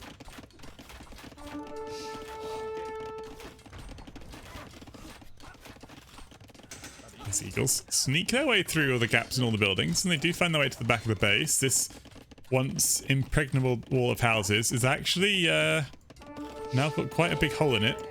So if Para can find his way in there, that would be a lot of good vills to be picked off on the wood line. House comes down. Oh, enough wall as well. I was going to say, it's not quite walled. Oh boy! Okay, he does wall this behind it. Good job from Husk to keep those units safe. Para Thinking about him. Thinking a lot about him. Where's his market? Yeah, he's got a market, so just needs to buy the food. It'll be up. There we go. Buys the food. Clicks up to Imp. This castle is a very, very defensive one, but it does the job. It makes his gold is super duper safe. And it looks like there's a Ram Huskarl push happening. But with the castle there, that should be okay. Is there ever a world where this wins, where this Ram Huskarl push wins the game for Husk? Surely not. Husk will resign as soon as Para hits him. Husk only one gold pile, right? Where is this gold? Oh, it's here. Yeah, that's all he's got. That's all he's got. He's kind of got this one, but let's be honest, he does not have this one. So, yeah. Okay, if we're going to get this Ram push going, we need to make it happen fairly soon because Imp is only just over a minute away. The Plumes are getting themselves in position as well. Para, fantastic scouting. He's seen the siege workshop with the flag in it. He's seen the Huskarls, right? So the Plumes are all coming over to attend their positions. Husk is mining a lot of stone now. Could be for a castle or just more TCs. But it might be too little too late. These Plumes are doing a good job.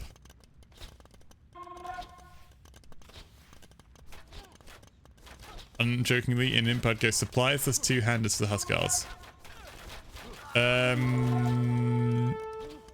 Yeah, I mean, it's tricky, right? Because I understand that as Mayans, there's not much you can do.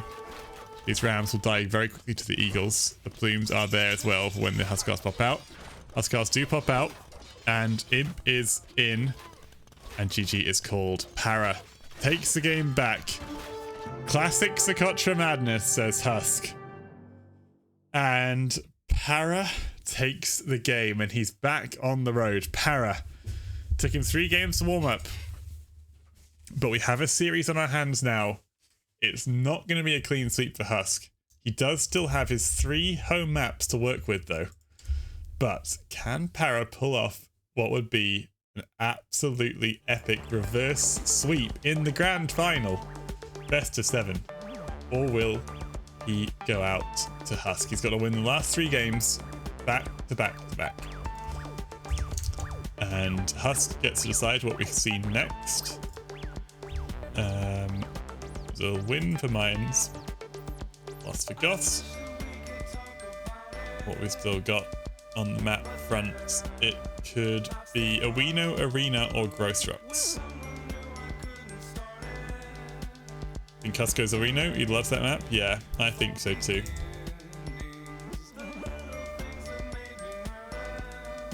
Indeed, it will be Owino. It will be Owino next. And it's going to be a Civ for Husk, which I believe we saw in the semi-final. Husk is going to be playing the Malay. Para, a Civ we must have seen on Owino by now, but I can't remember a game we've seen with it. It's actually Dravidians on Owino. Now, they should be fantastic on Owino, with the extra dock population space, extra wood on age up. You know, really good hybrid land water bonuses there.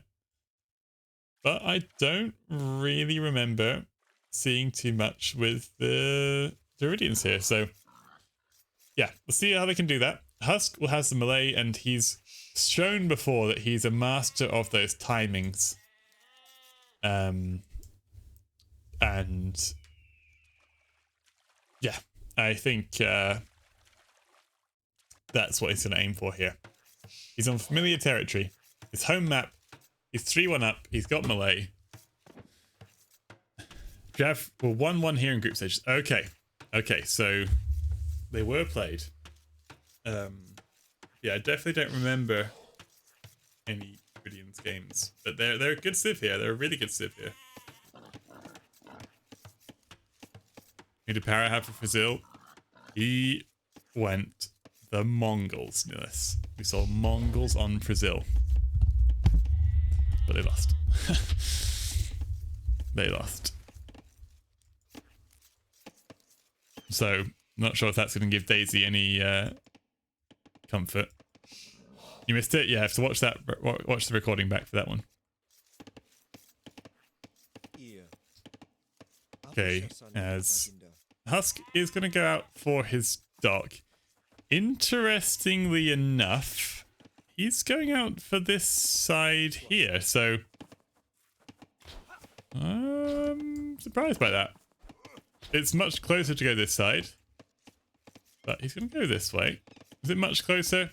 Okay, it's not that much closer, I suppose, but it is closer for sure. Yeah, 5 on wood. Among them still I just don't see.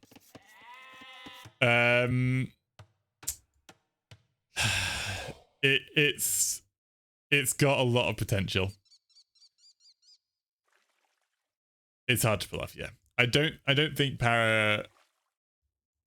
I think Para would probably be the first to say that he probably didn't get what he was wanting to happen there on Brazil. Oh my god.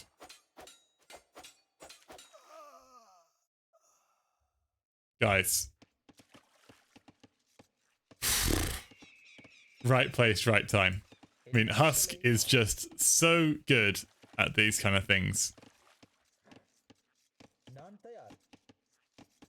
Like, that is huge. Losing a bill and delaying a dock is massive. And you scout the fact that that's where they're going to place their dock. So, God, Husk is different gravy, man. He's really good. Really, really good player. This fishing ship could actually be hit from the marsh.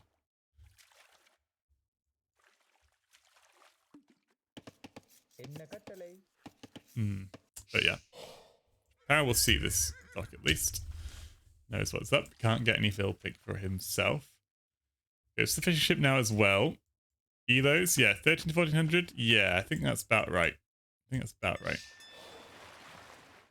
Husk is coming in as the Elo underdog, I believe, but I don't know how many tournaments Para plays or if he's active on ladder or what, because I think he's got the second highest Elo of anyone who signed up, but it definitely looked like he was a little bit overseeded by that. But he's not to say he's not looked good. He looks very strong, but when you compare it to like the Applejack and Knight Rider and so on, definitely the stuff above. Para said it's not practicing much. There you go. Yeah.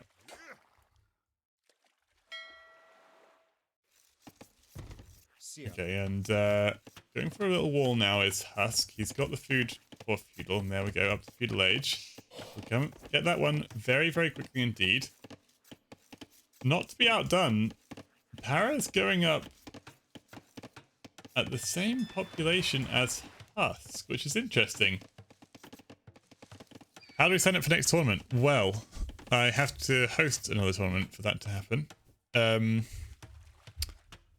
Basically, I'm gonna change the format slightly to make it not exclusively for this Elo range. But yeah, I will announce all the information on my Discord. If you want to join the Discord, you can. Can you find a link somewhere? What if you do Discord? No. The link is probably on my Twitch page. Or Nillis, maybe you can help him out. Do you need a prize pool? Oh boy. Prize pool will be good. Yeah. Thank you. Thank you. There we go. Yeah. Perfect. And yeah, I will share all information there. Oh god, it timed you out. For God's sake. Sorry, MT. Good, thanks.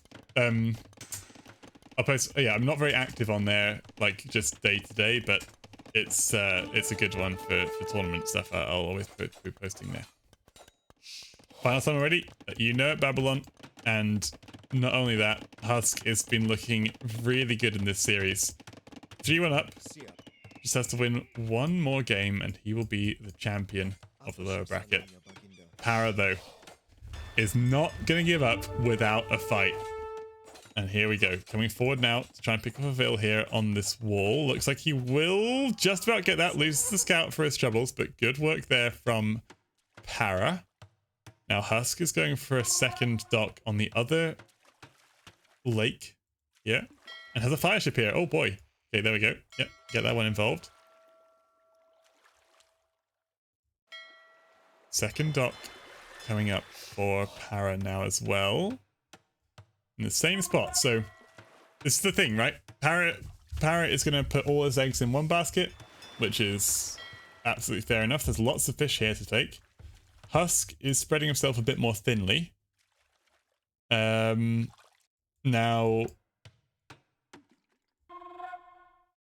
it's a different different approach, right? It's just a different approach, and I think it kind of suits what Para has already to invest in this one area. He's got 4 fish up and running. So you don't want to mess around and try and take back the other pond. I think you want to make sure you lock down this one. There is a demo and a fire garrisoned in here. This could be a good fight for the demo. Oh, but he's got stuck on his own units, but Husk didn't notice, and that's a great, great demo shot. Amazing demo. Fishing ships are being under attack, but oh no, it was such a good demo. But hang on a sec, if he just repair all the damage, then that's actually not going to be that impactful at all. Oh my god. Okay. I've missed all this entirely. We've gone scouts and Stravidians, by the way, and Husk is going for a massive egg wall here. Which it looks like he's just about got up, but there was a hole somewhere, or between the house and the range here. The famous Dravidian scouts, indeed. It's definitely an unusual one. And Husk is going for a range. There's a couple of archers out on the field. They're just hiding in the range at the moment. As Para starts to push back across the map with some extra fire ships. MT, I just don't know. I'll sort out all the next tournament stuff when I host it. I have to decide on the format, everything. I don't know yet. Okay, as the fire ships come forward now, they're going to pick off some fish as well. The fires are not going to be out in time for Husk as well. So we're going to clean up some fires as well from Husk. Bit of a chaotic one, this. Bit of a chaotic one. I think Husk is struggling to keep everything going at the same time. Para's done well here to get to Castle Age, and hang on a sec. Is there a first sweep on the cards here? Don't want to call it too soon, but just saying. Para's really picked the momentum up in these past 2 games. It looks like he's doing a good job here on Oino.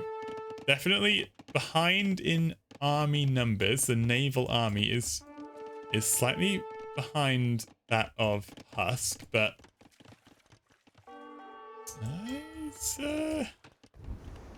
he's doing all right here. Is Para, and being up is nice. Is really good with Stravidians because you get that extra income of you get that sort of injection of wood into the economy. So you can use that for farms. By the way, he's got no farms seeded, so probably does want to consider seeding some farms at least. Castle Age comes in, which might ring a little alarm bell for Husk that he has to get up himself fairly soon. Let's click up to Castle Age, right? So that's a good one. I mean, Malay obviously get there quicker than other civs do, so that helps a lot. We're really going double stable with Dravidians. That is kind of spicy. When I say kind of, that is very, very spicy indeed. Is it really Dravidian light cav? I just can't quite see why we're doing that, but I'm maybe I'm missing something if it's elephants instead or something like that. Elephants would be kind of cool actually. But I doubt we'll see those. Oh boy. The Navy has to run away from these two demolition ships, and the fires are coming in to join as well. Para has got a bit of a pincer movement going here. The demos are going to get a huge shot. Delete. Oh no, the fires are all there. Oh gosh, the demo just got stuck at the last possible moment and didn't quite get the connection. These 4 fires are happy to row away with their lives from that engagement. It's nearly so good from Para. Still a good engagement, but not quite the killer blow that he was hoping for. As here we come now with 3 scout cavalry is the opening from Para in Castle Age so far. Here comes the siege workshop. Well, that's much more impactful on top of Husk's face, so that's good. As there is a patrolling fire though, so has to be a bit careful with this one villager. Could lose that to a fire ship. Scout Cav as well is out and about. The fire is on patrol, so misses the Vil slipping by there.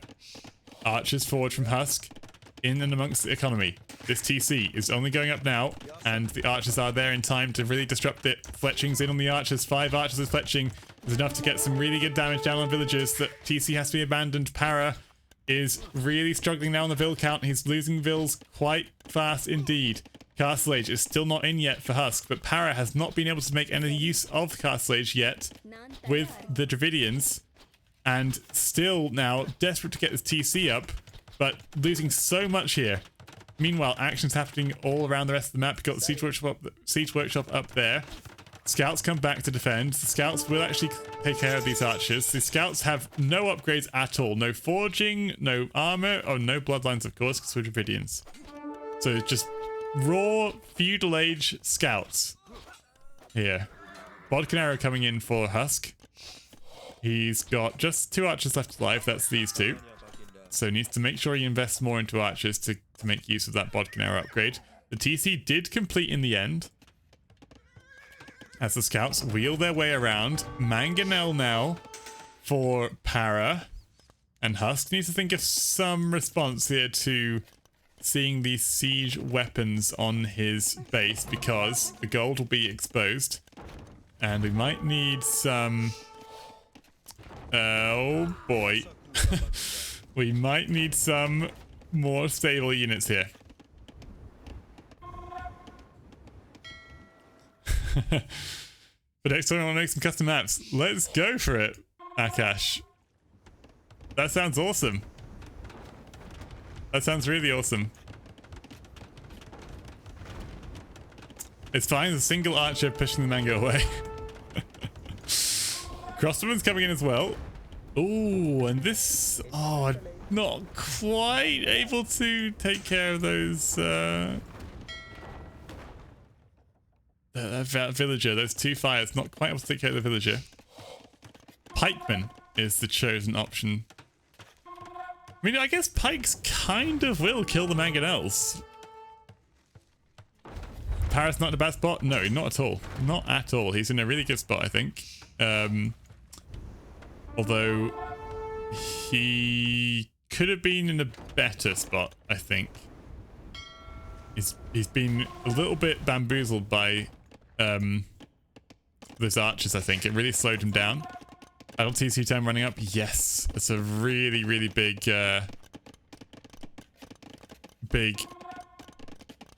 problem for him, is keeping his TCs running. 3 mangonels now, though. That is pretty big. 3 mangonels, 4 mangonels. Okay, this is actually getting to be quite problematic. Husk, honestly, elephants would be nice, although the monk makes that a bit more difficult.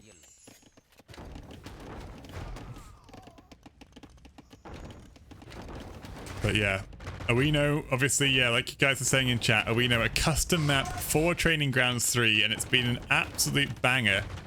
And I think it's being used in some other tournaments now as well. Husk has shown some mastery of it. Can he pull through on this map? Oh boy! Or will the Mangonels find their target? Monk gets involved, but just going to lose out to those pikemen. The pikemen are working away on the Mangonels. Phil's going to repair those mangoes, but the pikemen are swarming on top of the Mangonels, and now conversion comes through on one pikeman. That's not going to be enough. The Mangonels get trapped like rats in that wood line, and Rutro is right because, yeah, oh crumbs as well. The monk does convert one pikeman, but that's all it can do, and the scout cavalry have absolutely nothing to do now. 24 to 1 army. We've got control of the water, so no worries running these crossbows across. No sneaky demolition ship's going to come forward and kill these crossbows, so that's good news for Husk as well. Neither player's fishing that much, but Para is making a concerted effort to get back onto the water with fish and try and bolster his economy. He has 2 TCs. Husk has just the 1, but you can see with the 9 minutes of idle TC time to 47 seconds, Husk is actually keeping level with his opponent in Vils, despite being down an entire TC. That is huge. That is huge. Oh, and he's trapped himself in. He's trapped himself in. Para has trapped himself in with these crossbows coming forward towards the wood line. Has to be very careful here. He's got to get out. He's got to delete a lumber camp or a range or a siege workshop, which is not particularly appealing. So luckily for him, the archers go the other way. Pikemen are just spending some time to clean up the monastery and siege workshop forward. And the navy is coming back round to work on the fish.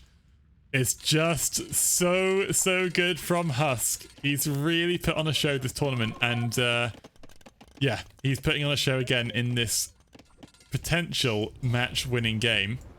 Every game now match point, so obviously he has to just give it his all and close out the series if he can any one time. Okay, goes from sees what the TC here and goes for TC here. So Husk is not going to leave anything to chance. He's going to go for the full map control play. Not going to go for any forward siege workshops or forward castles. He's just going to play this one by the books. Got a Mangonel coming forward, which will put some poking pressure down onto Para, who, by the way, is not making any army. He's making some fire ships, but he's not making any land army. A Mangonel is just rolling itself out across the map now. Got lots of Vils coming forward to make this TC. Again, they won't be stopped by this one fire ship, I suspect. And look at this. A lot of pikemen, a lot of crossbows, and a Mangonel versus Mangonel fight here for Husk. He's going to be loving his position. The crossbows get to work on the Vils and the wood line. We have not got ballistics, so not going to get quite as many kills as we might have otherwise. Yeah, the TC will go up despite the fire here working away on that TC. It's going to go up, and Para has expanded to this side of the map with his fish to try and get some fish there, but there's going to be no safety afforded to him over on that side. Gold's exposed as well. Mangonel trying to find a place to stand to repel the attacks. Elephant archers! Oh my god! Elephant archers in Castle Age from the Dravidians. What is this? Let's go! Let's go! Well, I mean, Eliarch are very strong indeed.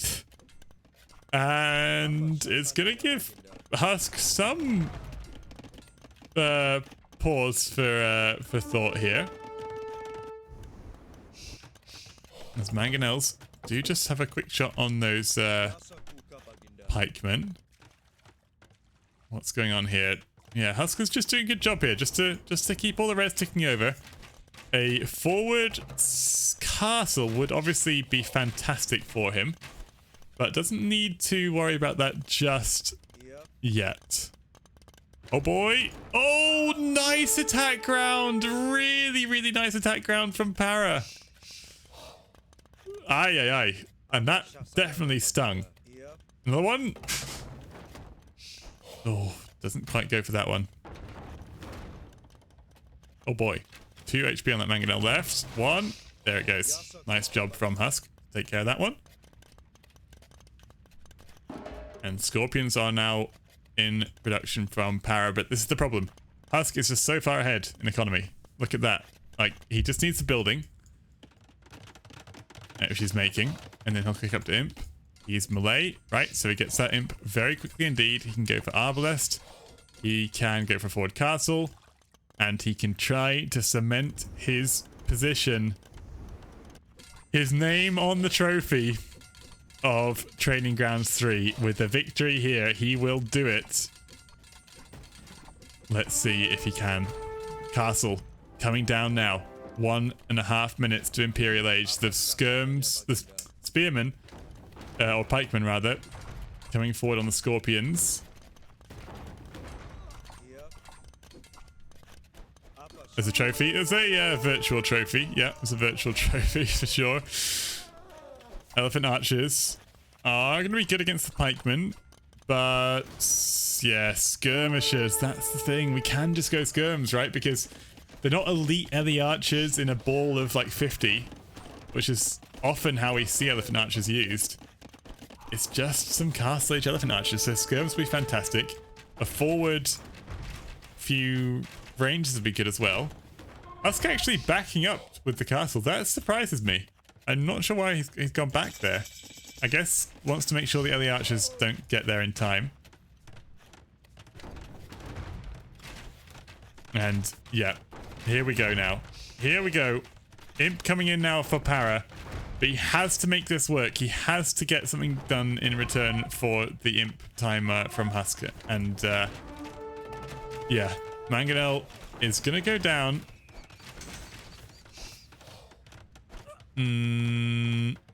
Oh boy. Oh boy, and a castle here as well. Wowie. Wow, Husk is really not going to leave anything to chance. So he actually got these 2 scouts in and amongst the eco of Husk. Or he could go for those, but they should get bashed down by Vils whenever they engage. Hazard Archer Armor will not complete because of the pressure from the crossbows and the castle. Trebuchet is out now as well. Bowsaw for those that wood income. 20 villager lead for Mr. Husk as well behind all this. So yeah, he's just looking really good. Castle there is super duper safe. Almost to the point of being unnecessary. Oh boy, this is not good. This is not safe at all. Losing the crossbows and skirms there is not safe at all. And hang on a sec. Before we start etching any names on any trophies, Para's playing Triffidians. He's got Ellie Archers out. So, you know, this is a problem for Husk. The good news for him is that he's controlling the gold access. No gold GG. Yes, he's controlling the gold access. So he can't click Elite Ellie Arch. Transport ship is... oh no. He can't see it. Finally, 11? What's he saying finally about? Oh, these scouts. He was waiting for those scouts to come and attack, and they finally did. That's funny. Yeah, this is a bad news for Parrot. Check this out, Parrot. You wanna come forward, build TC here? Nope.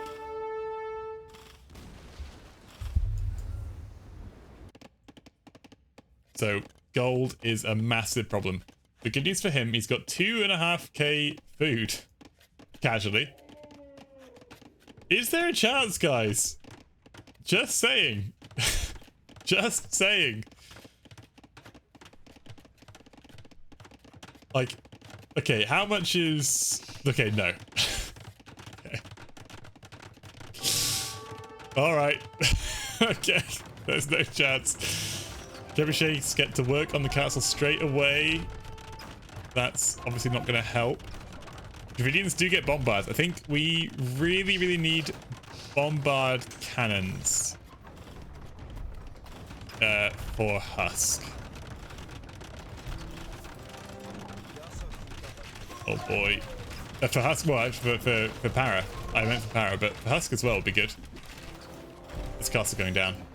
Castle going down, really running out of gold now as well, like you said. There's really no chance left on the gold front. Ballistics will really help this fight a lot as well.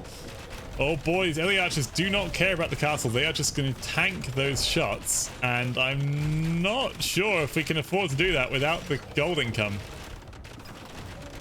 Yeah, but this is the problem. On Awino, you have to control the lakes, and Husk did not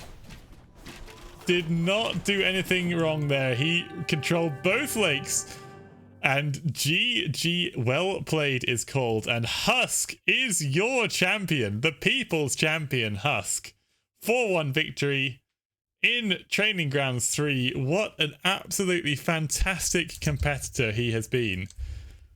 Absolutely fantastic performances all throughout the tournament, and he emerges victorious. Really good stuff. Para, obviously, props to him for reaching the final. He was a solid competitor, and yeah, really good, but you could just tell there with how Husk performed that he had been practicing, and he had been doing a really good job there of making sure that he could yeah, put all the theory to work in the games where it counted most, and didn't look too nervous. Sometimes you can get really nervous in these kind of situations, but Husk looks like a pretty cool cucumber, so that's really cool to see. Amazing stuff from Husk. And I'll try and catch him for an interview before the bracket final next Friday. Pop it in the spreadsheet, see his name and lights there as well. Yeah, okay, I can show you that. 4-1 victory.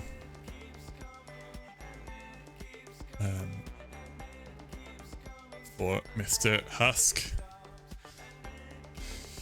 Oh, fantastic. Well done, Dom. He deserves an interview. Yeah, I'll definitely try and catch him. Obviously, it's Saturday night, right, on bank holiday weekend, so in the UK it's bank holiday weekend, so I'm not surprised that people aren't around right now, but I'll try and catch him for that.